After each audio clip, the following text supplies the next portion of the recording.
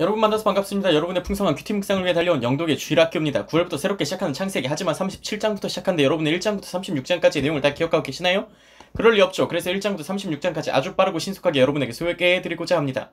다른 것 하나 없습니다. 그저 성경의 내용을 토대로 빠르게 전달해드릴 뿐입니다. 그럼 지금 바로 시작합니다. 이제 아브라함도 나이가 많이 들었군요. 며느리를 봐야 할 나이가 됐습니다. 자신의 종에게 이렇게 말합니다. 자신의 고향으로 돌아가 이삭의 아내를 데려왔으면 좋겠다고 말이죠. 일단 종이 출발은 했는데 어떻게 해야 할지 전혀 감이 잡히지 않습니다. 그래서 하나님께 이렇게 기도합니다. 하나님, 제가 거기 도착해서 물을 좀 달라고 했을 때 제 낙타에게도 물을 준 여인이라면 이삭을 위해서 정해진 여인이라고 생각하겠습니다.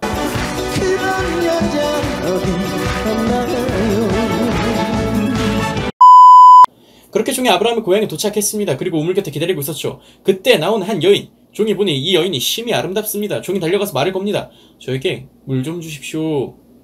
그러자 이 여자가 이렇게 말을 합니다. 옆에 있는 낙타에게도 물을 마시게 할게요. 라고 말이죠. 이럴 수가, 한 번에 찾아버렸습니다.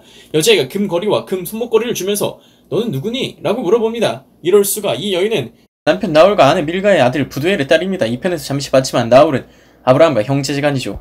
어찌되었든 리브가를 데리고 아브라함의 곁으로 돌아옵니다. 시간이 흘러 아브라함의 나이도 175세. 이제 아브라함도 죽었습니다. 이제는 자신의 아내 사라가 묻힌 곳에 같이 장사되게 됩니다. 이삭과 결혼한 리브가 그때 나이가 40세. 아이를 낳지 못한 하나님께 강구하는 그때 하나님이 두 쌍둥이를 주십니다. 모두가 알다시피 먼저 나온 에서, 그리고 나중에 나온 야곱. 에서는 털이 붉고 전신이 털옷 같고 야곱은 에서의 발꿈치를 잡고 나옵니다. 아주 평화로운 시절.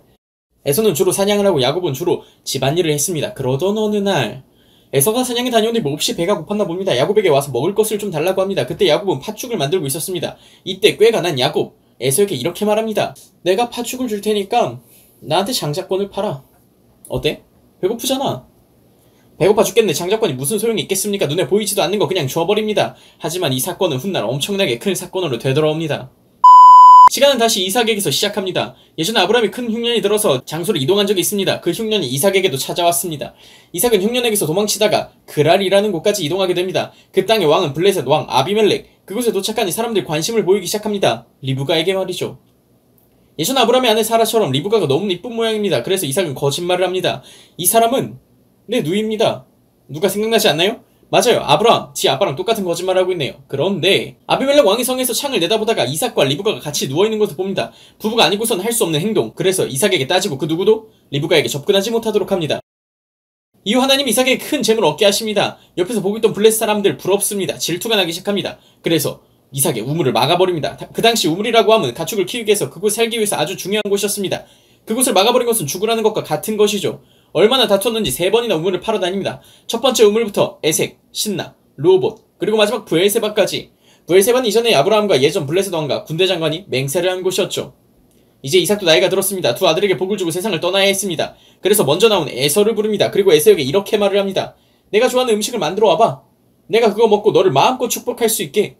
그런데 이 모든 이야기를 듣고 있던 리브가 이삭의 축복을 야곱이 받게 하기 위해서 계략을 준비합니다. 이삭의 아내로서 이삭이 무엇을 좋아하는지 알고 있었던 리브가 염소를 잡아 별미를 만들기 시작합니다.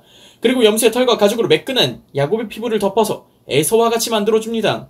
즉, 야곱을 에서와 같이 속이려고 했던 모양입니다. 그렇게 아버지를 속이러 들어간 야곱, 눈이 잘 보이지 않았던 이삭은 목소리를 들어보니 야곱인 것 같아서 아무래도 이리로 와보라고 합니다. 그리고 손과 발을 만져보는데 야곱과 같지 않습니다. 털이 복슬복슬합니다. 그래서 별 의심 없이 별미를 맛있게 먹고 야곱에게 축복을 해버립니다. 잠시 후 에서가 별미를 가지고 들어옵니다. 그리고 축복해달라고 머리를 들이밀게 됩니다. 그때야 깨달은 이삭, 앞서서 야곱이 축복을 다 받고 돌아갔다고 말합니다. 그래도 복을 달라고 에서가 보채지만 이미 축복이란 축복은 다 주고 줄 수 있는 게 하나도 없던 이삭.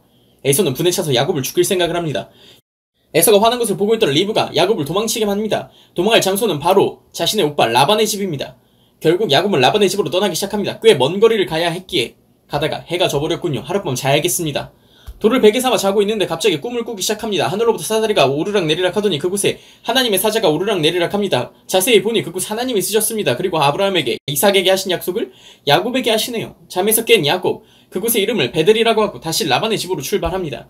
도착하니 라반이 너무나 반갑게 맞이해줍니다. 그리고 한 달이 지났습니다. 라반이 야곱에게 와서 이렇게 말을 합니다. 한 달 동안 일을 했는데 내가 돈을 안 주고 일을 시킬 수는 없지. 원하는 게 있니?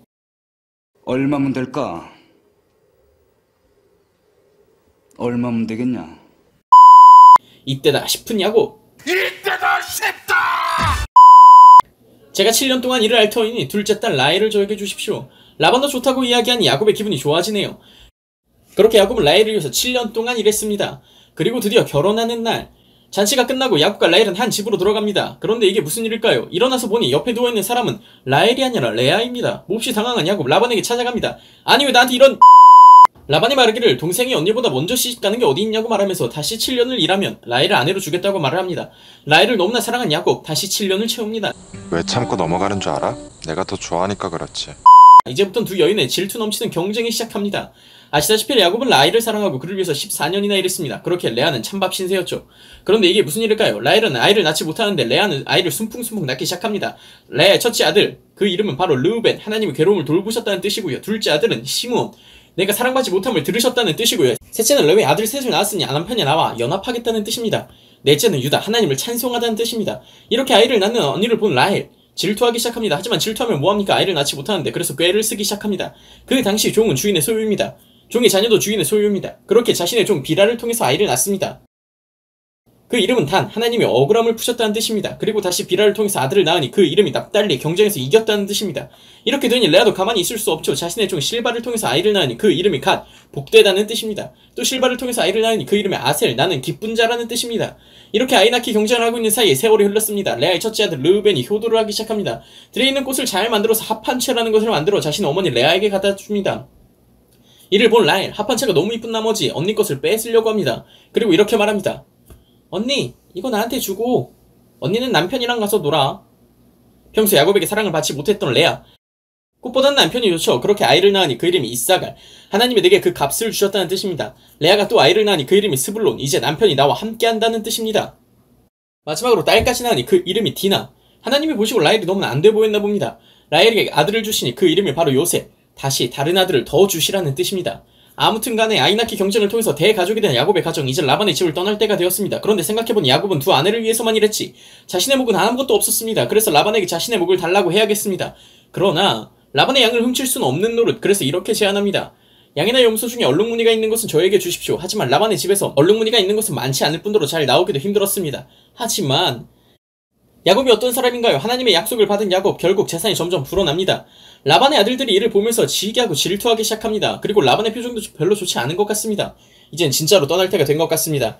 하나님이 이제 너의 원래 고향으로 떠나라고도 하십니다. 야곱은 가족을 데리고 자신의 고향으로 떠나게 됩니다. 근데 잠깐, 지금 라헬이 뭐하고 있죠? 이런, 라반의 드라빔을 훔쳐서 떠나고 있네요. 3일 뒤 라반은 자신의 드라빔이 없어진 것을 깨닫게 됩니다. 일주일을 추격해서 야곱을 잡은 라반이 야곱에게 내 드라빔만 내놓으면 좋게 보내주겠다고 말을 합니다. 하지만 진짜 억울한 야곱, 진짜 안 훔쳤거든요. 그래서 라반에게 당당하게 말합니다. 아니, 드라빔 있나 한번 찾아보시라고요. 결국 찾기 시작하는 라반, 라헬 앞까지 왔습니다. 라헬은 훔친 드라빔을 낙타 안장 위에 놓고 앉았습니다. 그리고 자신 아버지 라반에게 이렇게 말합니다. 아버지, 제가 생리 중이라서 일어나기가 좀 힘들어요. 그렇게 드라빔을 찾지 못한 라반, 되돌아갑니다. 고향으로 가는 길, 야곱은 생각이 많습니다. 왜냐면 자신의 형 에서와의 일 때문입니다. 가는 길에 사자를 만나게 됩니다. 그리고 사자가 이렇게 말해줍니다. 에서가 앞에서 400명 거느리고 너를 만나러 오는디? 이런, 아직도 형의 화가 풀리지 않았나 봅니다. 야곱은 두려웠습니다. 그래서 자신의 재산을 둘로 나눕니다. 형이 한쪽을 죽이면 다른 한쪽이라도 도망가게 말입니다. 그래도 한번 만나기라도 해봐야겠죠? 그래서 형의 마음이 풀어지도록 재물을 3번에 걸쳐서 보내기 시작합니다. 뇌물이죠. 날이 저물었습니다. 야곱이 홀로 야복나루에 있는데 어떤 사람이 찾아왔습니다. 그리고 갑자기 밤새 씨름을 하기 시작합니다. 밤을 새고 하고 있는데 끝나지가 않습니다. 해가 뜨려고 합니다. 그래서 그 사람이 야곱의 허벅지 관절을 쳐버립니다. 그러자 야곱이 이렇게 말을 합니다. 아니, 그냥 가지 말고 축복이라도 해주고 가. 뭐 갈 때 가더라도. 그러자 그 사람이 이렇게 말을 합니다. 이제부터 너의 이름은 야곱이 아니라 이스라엘이다. 이스라엘이라는 뜻은 하나님과 겨루어 이기다라는 뜻입니다. 결국 에서를 만난 야곱, 7번이나 절하고 에서를 바라봅니다. 무서워했던 야곱, 하지만 에서가 화를 내지 않습니다. 앞서 보낸 재물도 받지 않겠다고 합니다. 결국 에서와 화해한 야곱, 에서가 같이 가자고 하지만 야곱은 그럴 수 없다고 이야기합니다. 재물이 많았기 때문이죠. 야곱은 숫곳이라는 곳으로 향하고 집을 짓고 거주하기 시작합니다. 자리를 잡은 야곱의 가족, 그중 유일한 딸 디나가 돌아다니고 있는데 그 땅의 족속 히위 족속이라는 사람들이 디나를 강간합니다. 알고 보니 히위 족속 하몰의 아들, 그 사람이 디나를 좋아했던 것이었습니다. 큰 재물을 줄 테니 딸 디나를 아내로 삼겠다고 합니다. 방법이 잘못돼도 너무나 잘못된 히위 족속, 디나의 오빠들, 이스라엘의 아들들은 이를 용납할 수 없었습니다. 하지만 한 가족이 한 족속을 이길 수는 없는 법, 그래서 이렇게 말합니다. 우리 가족은 아무나 결혼할 수 없습니다. 오직 할례를 받은 사람과 결혼할 수 있습니다. 그리고 결혼은 가족과 가족, 가문과 가문이 하는 것이니 희위 족속 모든 남자가 할례를 받으면 그때서는 결혼할 수 있을 것 같습니다. 디나를 너무나 좋아했던 희위 족속, 결국 다 할례를 받게 됩니다. 사실 할례를 받게 되면 너무 아파서 일주일 동안 움직일 수가 없습니다. 그리고 고통이 제일 심한 제3일에 시몬과 레이가 칼을 들고 희위 족속으로 쳐들어갑니다. 그리고 다 죽이고 디나를 데려옵니다. 결국 결혼시킬 생각이 없었던 시몬과 레위. 이러한 가운데 하나님은 야곱에게 다시 베델로 돌아가라고 말씀하십니다. 베델은 앞서 야곱이 라반의 집으로 가다가 꿈꾸던 곳입니다. 그곳에서 모든 신상을 버리고 몸을 정결하게 하고 하나님께 예배를 드립니다. 그리고 하나님은 야곱의 이름을 이스라엘로 바꿔주시고 아브라함과 이삭에게 하신 약속을 야곱에게도 약속하시죠. 그렇게 예배를 드리고 떠나는 때가 됐습니다. 임신한 라헬이 아이를 낳을 때가 됐네요. 아이를 낳다가 죽어버린 라헬, 마지막으로 라헬이 낳은 아들의 이름이 바로 베냐민입니다. 여러분, 37장부터는 야곱의 12아들 중 요셉의 이야기로 시작합니다. 여러분들이 요셉이 어떤 사람인지, 어떻게 태어났는지, 누구의 아들인지 이제 다 알게 됐습니다. 코로나 시대에도 하나님의 말씀을 언제나 어디서나 매일 묵상하면서 하나님과 동행하는 사람이 되기를 소망합니다. 그럼 이만